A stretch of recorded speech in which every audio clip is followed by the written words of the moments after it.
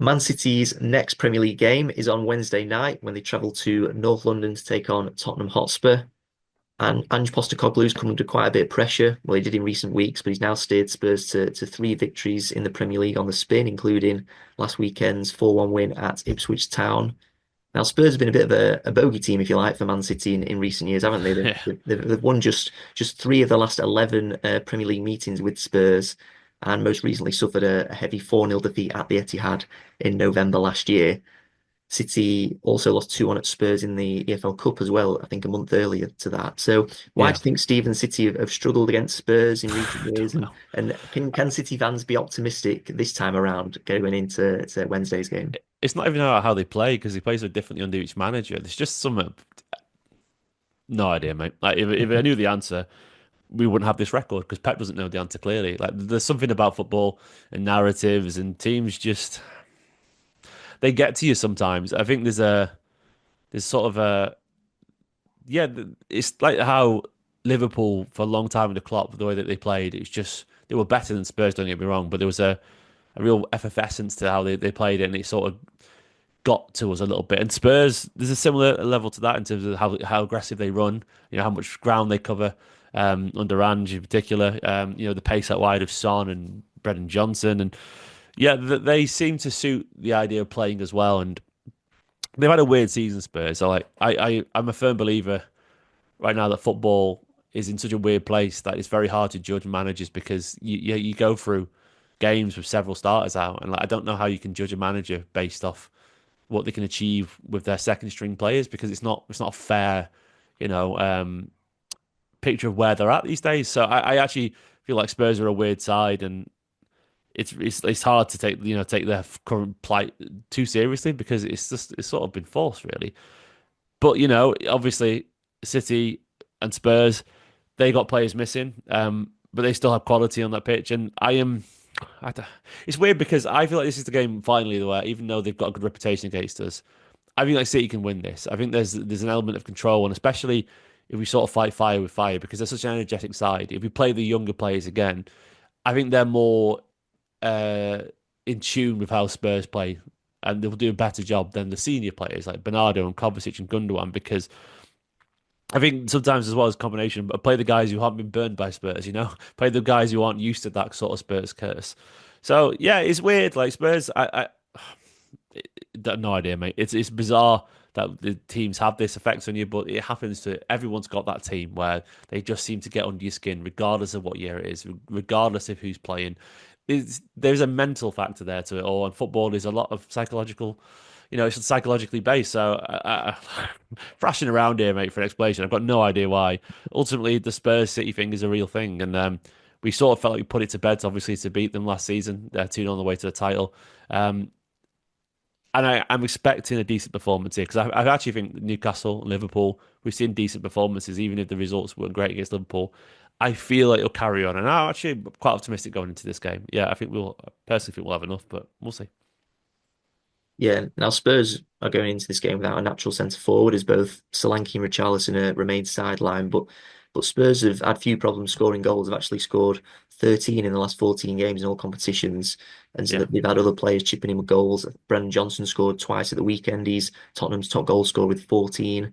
And then you've got Son, Kulusevski, and Maddison. They've all scored 10 goals each so far, and Maddison actually scored twice at the Etihad early this Hmm. season.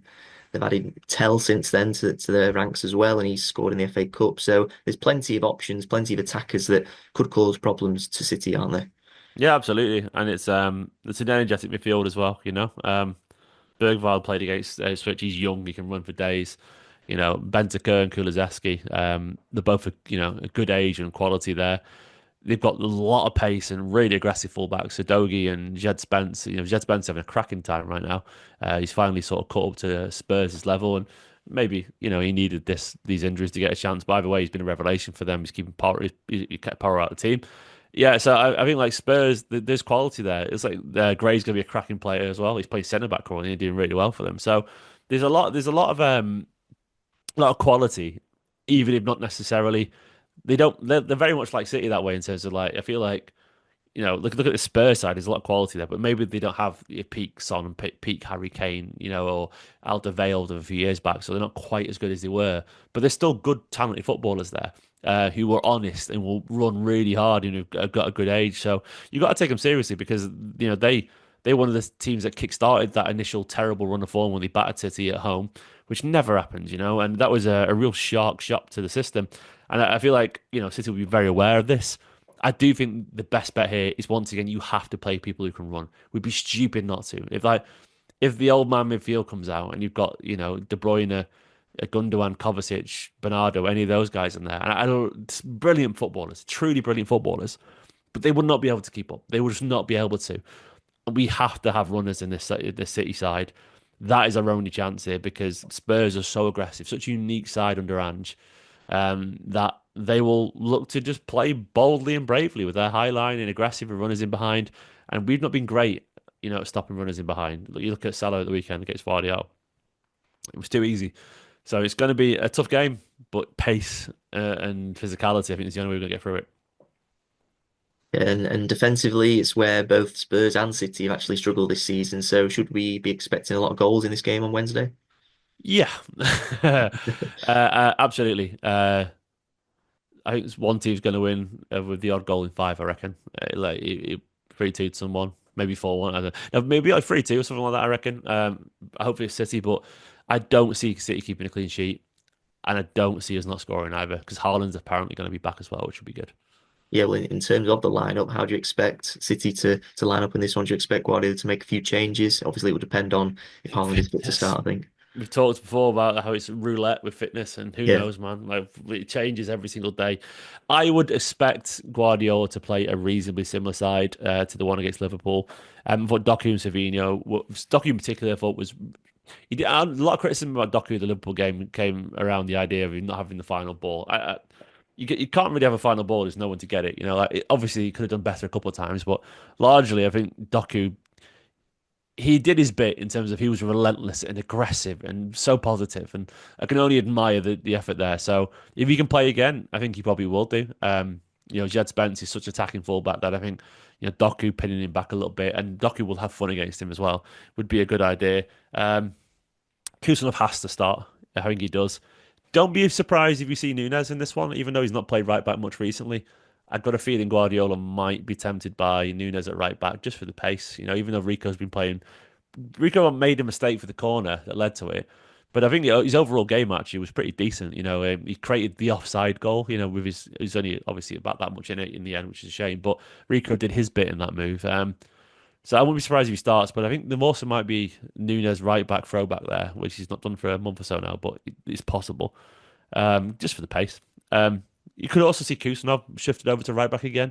I don't really like it because I think he's very obviously a centre back. But it's either Nunes or Rico at right back. I think Kusanov will probably start again because right now he has to. He's weirdly a best centre back already.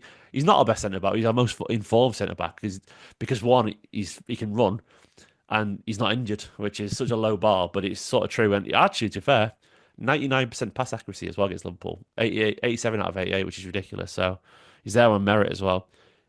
One of Ake or Diaz will start, I think. Um, Possibly Diaz, maybe, because he seems to be rotating them right now due to fitness. But if not, and they're both available, here's a bold shout for you. Ake might start a left back, and Vardiel could get a rest, which is not something we see very often. But I wouldn't be surprised if that happened. Mm. Nico will play again. I think one of them will come back in midfielders. I think it'll be. I don't think we'll see De Bruyne play. I think he was poor, unfortunately. I think Haaland will back in the team. I think one of Gundogan or Bernardo will start. Marmoush will probably start. Might be that Marmoush starts on the left this time with no Doku or Savino, one of them not playing. We'll see. It's going to be something like that, I reckon.